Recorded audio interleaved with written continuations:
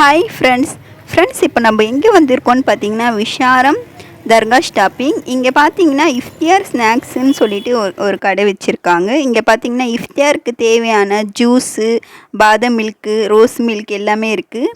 இங்கே பார்த்தீங்கன்னா chicken roll, mutton roll, kebab, biryani, samosa, bonda, bajji எல்லாமே இங்கே சேல்ஸ் பண்ணுறாங்க. டேஸ்ட்டும் பார்த்திங்கன்னா அன்லிமிட்டடாக இருக்குது, சூப்பராக இருக்குது.